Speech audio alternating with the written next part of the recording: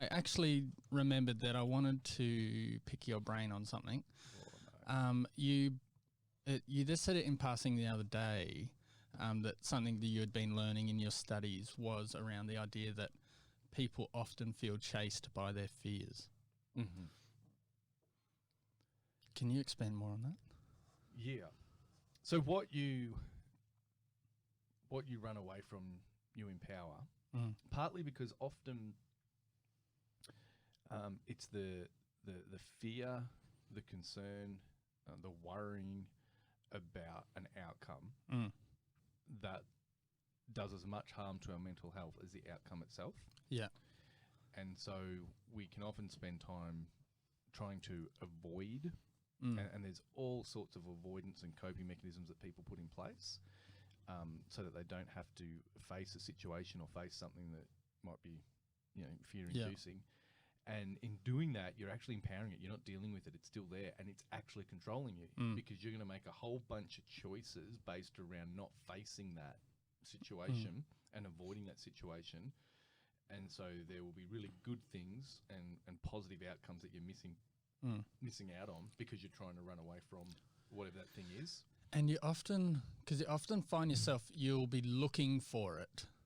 Yeah. Because you're scared of it. So it's sort of like, in a way, you're trying to be prepared. And so you start looking for it, and then you feel like it's chasing you because you're looking for it. Like, it's like you're chasing it and you feel like it's chasing you. Yeah, it becomes a cyclical situation. Yeah, and it's this sort of confirming thing, and it's like, oh, see, there it is. And so one of the things that you can do in therapy, and it has to be done carefully, depending on the person, and you have to bring them back into the moment as well, but is to actually walk through, okay, let's role play, or if we're not going to act it out in a proper role play type of thing, at least we're going to talk through and we're going to visualize worst case scenario here. So that thing you're constantly running away from, trying to avoid, you don't want to face, what's the worst thing that could happen? And then we're going to talk that through. And sometimes people realize, oh, I spent so much time with knots in my stomach and being anxious about what if, and it's my responsibility to make sure that doesn't happen.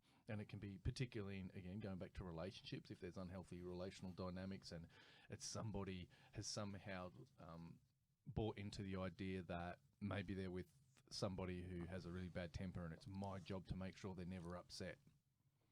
And they just wear themselves out trying to make sure this person's never upset and trying to avoid those situations. And then it's like, okay, that's exhausting.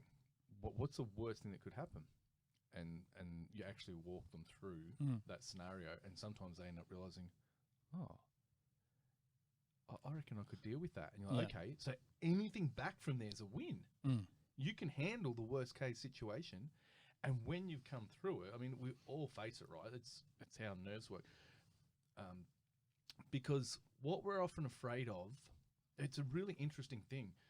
What our nervous systems have become adapted to is not just, and maybe you could even argue less, concerned with reality, as in the physical here and now, but our concept of what could happen, or the metaphysical environment that we live in. So many of our concerns and worries that really cripple people are based on psychological what ifs, and our physical system is reacting in a heightened sense. It's a whole flight or fight situation, and we're experiencing that physically, even though the situation's yet to physically work out. We don't need to be in flight and fight. We're not currently in any sense of danger, and yet we're constantly experiencing that. And even just the chemicals that throws through your body, the tension it causes, there's so many health implications, mental health implications.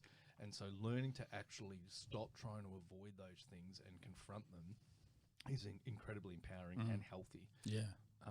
And I don't know enough about why the psychology and even the biology of that is. I mean, if you think about it, in some ways, even keeping us safe in the physical world, we have that because if I am sitting in the bush and I see something out of the corner of my eye wriggling, before I have time to decide cognitively, yes, that is or is not a snake, I want my body to react to it. Yeah. So we do want to react to the potential of danger, not just assessing, yes, it is actually dangerous. Yeah, it's too late. You've already been eaten. Right. Yeah. But what we actually do is, I think that a whole bunch of the things that really keep us crippled and in anxiety and fear are around expectations and what might happen, and the gap between where we are and where we want to be, and the obstacles that lay in between that we haven't even necessarily confronted yet, and when we do, it might not be as bad as we think, and we can just be tied up in fear, doubt, and knots. And so learning to have the courage and to have people that will walk with us while we face those things, and sometimes talking them through before you do, and realizing I can face it, and coming up with solutions and coming up with contingencies before you face it, can be really empowering instead of spending your life trying to avoid them. Definitely.